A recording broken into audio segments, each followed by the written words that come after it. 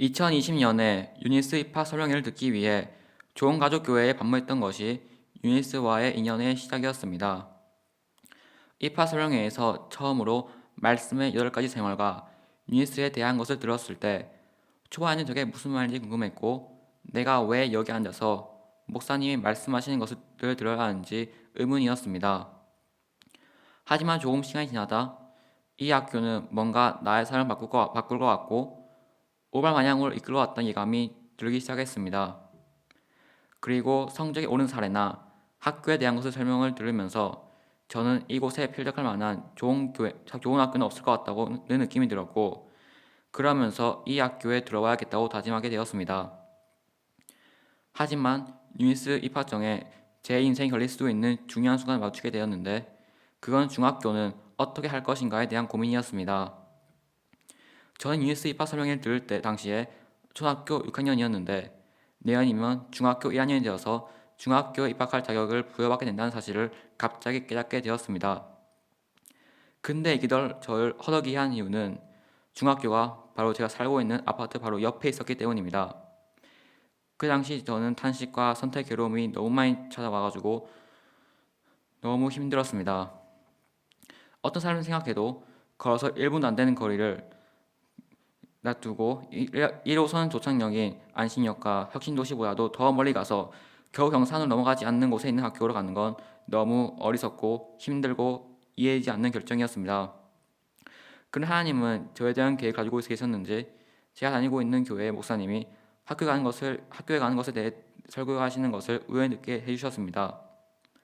설교 말씀에서 우리가 학교 선택하는 것에 대해 하나님께서는 다 계획 가지고 있다는 것을 듣게 되었고 그 후에 하나님께서 원하시는 길인 유니스 입학을 어렵게 결정하게 되었습니다. 2020년 3월에 남들이 잘 가지 않는 길인 유니스 입학을 하고 난 후 저는 제가 바로 우수생이 될 줄 알았습니다. 하지만 1학기 동안은 흐미하고 모호한 꿈때 너무 빠졌는지 아니면 그냥 자만했거나 열정이 없어서 그랬는지 공부는 시험이 가까이 왔을 때만 벼락치기로 했습니다. 또한 독서는 눈길을 주지 않았고 영어는 그냥 안 했습니다. 그러려니 1학기 시험에서는 90점 넘는 과목이 단 하나도 없었고 7점을 못 넣은 과목들도 나온 상황에 처하게 되었습니다. 또 영어는 지금과 다르게 기본도 거의 되어 있지 않아서 지금 생각해보면 그때 나에게 스매싱을 날리고 싶을 정도로 영어 실력은 처참했습니다. 지하철이나 집에서는 스마트폰만 거의 대부분 보았습니다. 그래서 그때는 좀 심각하기도 해가지고 지하철 같이 타던 형이 꿈을 이루면 안 된다고 할 정도였습니다. 하루에 3시간 넘게 스마트폰을 보는 날도 수두룩했었습니다. 하지만 이를 멸망은 달려가는 길에서 데려갈 수 있게 해준 병고 때문에 나타나게 됐는데 그건 바로 그의 여름에 있던 20기 하야 캠프였습니다. 저는 그때 목사님과 여러 강사님들의 강의를 듣게 되었는데 그러면서 뭔가 뭘 충격을 받았고 2학기부터는 우는생처럼 사는 삶을 살기로 결정했습니다. 저의 변화의 시작점은 하야 캠프 2주차 때부터 시작한 톰소의 모함 독서였는데 지하철에서 책을 읽으면서 이동하니 저 자신이 너무 대견했습니다. 그리고 저도 주익한 일을 할 수 있다는 것이 너무 신기했습니다. 그 후에 짧은 휴식 시간을 갖고 2학기에는 새로운 순간이 오자 캠프 때 했던 약속대로 집에서 공부를 하기 시작했고 지하철이나 여유 있는 시간에는 독서를 하기 시작했습니다. 그러면서 자연스럽게 폰을 보는 시간은 거의 소멸하다시피 했고 반비례적으로 독서와 공부로부터 오는 뭔가 모를 자신감은 점점 올라오기 시작했습니다.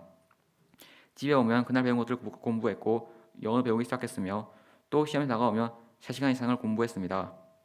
제가 공부를 하고 독서를 하니 주변에 있던 친구들은 많이 놀라게 되었고 부모님도 저의 그런 신기한 모습을 신기해 했었습니다.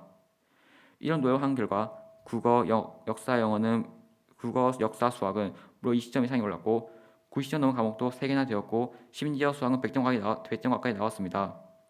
이런 엄청난 결과에 저는 누구나 열심히 노력하면 결실을 맺을 수 있다는 것을 깨닫게 되었습니다.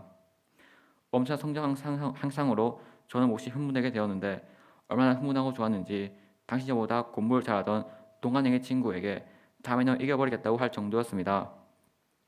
그렇게 2021년이 지나고 2022년은 새로운 무대가 열리게 되었고 2022년 1학기가 되자 전 2학기 때처럼 계속 집에서 공부하고 독서하고 영어를 했습니다.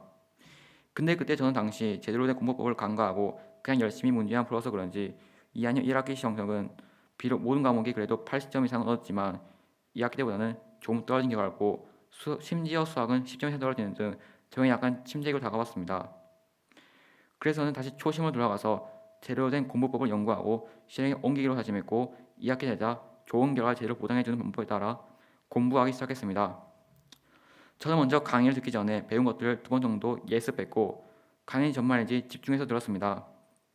또 그냥 배운 걸 자기 전에 복습하고 일주일 뒤에, 2주 뒤에, 한 달 뒤에 주기적으로 복습했습니다. 저는 또한 시험 한 달 전부터 개념을 노트에 쓰는 걸 통해 또 복습했고 할 거 없을 때는 머릿속 개념들을 상기시켰습니다. 그리고 외우기 어려운 거 포스트잇에 적어서 틈틈이 보았고 시험시 동안에는 죽을 만큼 집중했습니다.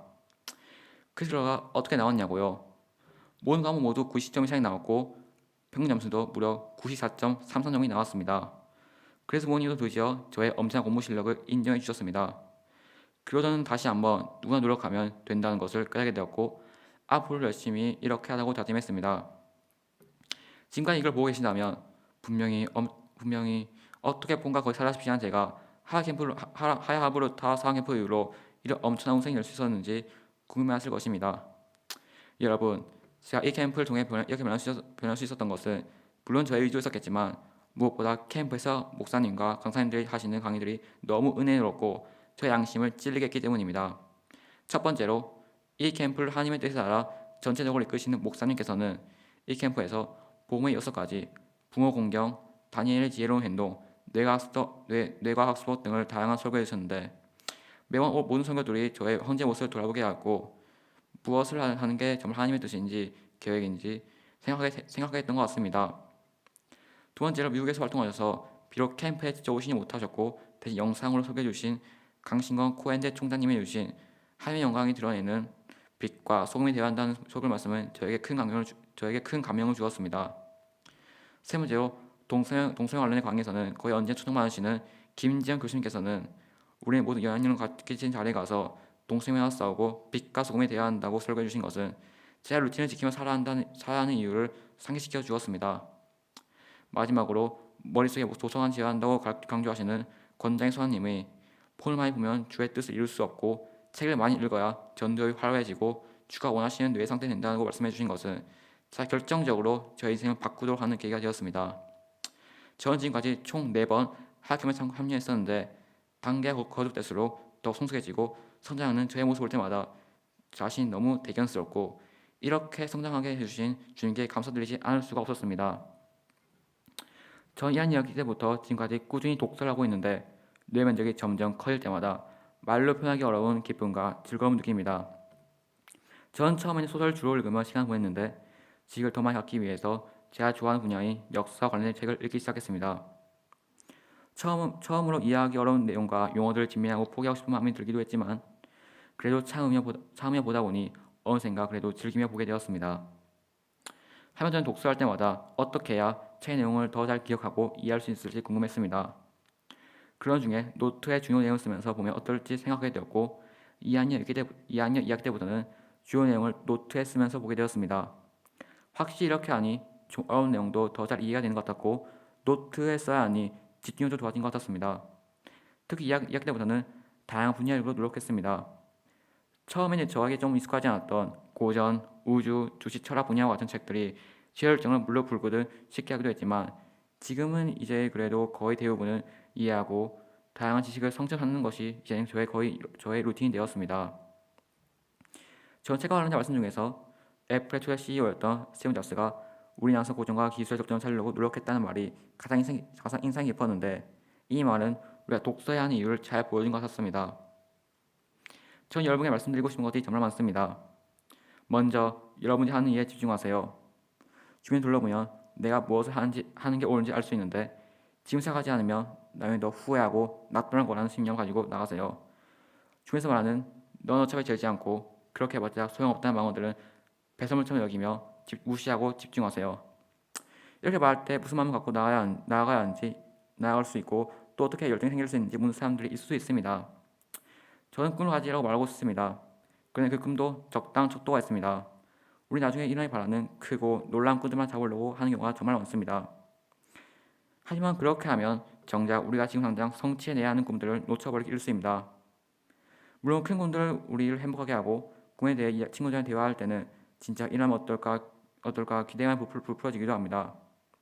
하지만 그것만 집중하면 정작 그곳에 가는 경로를 잃어버려 방황하게 되고 결국 그것들에 도달하지 못한 상황이 벌어지는 게 허다합니다. 그래서 우리는 가까이 있는 꿈부터 이루면서 한 계단씩 오르며 나아가야 합니다. 또한 우리는 기본을 중시해야 합니다. 여러분, 소은정 감독님은 손님에게 고2 때까지는 골 연습을 절대 시키지 않고 공을 다루는 기초적인 연습만 시켰습니다. 또 농구와 관련된 만화인 슬램덩크에서 채치 수장은 농구부에 들어온 지 얼마 안 된 강백호가 잘하는 실력으로 선발을 뛰게 된 이후에도 튼튼히 기초 훈련을 시켰습니다. 이 두 사람은 왜 이런 행동을 했을까요? 왜냐하면 스포츠에서는 기본이 다른 어떤 것보다 더 중요하기 때문입니다. 하지만 이 기본이라는 것은 스포츠만이 아니라 삶의 모든 영역에서 중요합니다. 근데 왜 기본이라는 것이 이렇게 중요할까요?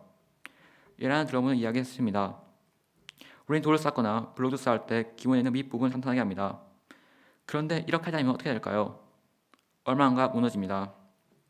최종적으로 버틸 수는 있으나 계속 쌓이면 쌓일수록 무게가 힘들게 되고 그릴 수 있는 라인을 넣으면 그대로 무너집니다. 이 원래 같은 원리입니다. 만약 우리가 기본 중시하지 않고 바로 해야 할 것들에 들어가면 처음 잘 되는 것 같습니다. 하지만 이 어느 시점이 지나면 힘없이 무너집니다. 하지만 우리가 기본 철저히 하고 이후에 해야 할 것에 들어가면 처음에 남들로 뒤처지는 것 같지만 어느 순간 지나면 남들보다 앞서가게 되고 나중엔 다가갈 수 없는 고지에 이르게 됩니다. 그럼 우리가 키워하는 기본은 무엇일까요? 바로 성경 8가지 읽기, 하야, 묵상, 연구, 토론, 글쓰기, 발표, 행함입니다. 저희 왜 기본이고 만약 우리에게 어떤 도움을 줄 수 있는지 의문을 품을 수 있습니다. 한 유대인들이 어렸을 때부터 말씀의 8가지 한 결과 민성당을 뛰어넘어 전 세계에 영향력 끼친 민족이 되었습니다. 또한 유대인들은 아래비를 거의 섞어낼 정도로 머리가 좋아졌고 노벨상도 전 세계에서 가장 많이 받을 정도로 정말 훌륭하게 되었습니다. 이 결과들을 보면 말씀 8가지를 하면 믿음은 좋아지고 뭘 좋아지니 일석이조라는 거 저도 생각하게 됩니다. 전 이 글을 쓰면서 저를 이 정도 레벨을 이끌어주신 하나님과 많은 분들의 고마운 마음이 들었습니다. 제가 아직 연약한 부분도 있지만 이 글을 쓰게 해주신 건 정말 은혜가 된 것 같았습니다. 이 글을 마치며 주의 루틴을 이끄시는 주님께 찬양합니다.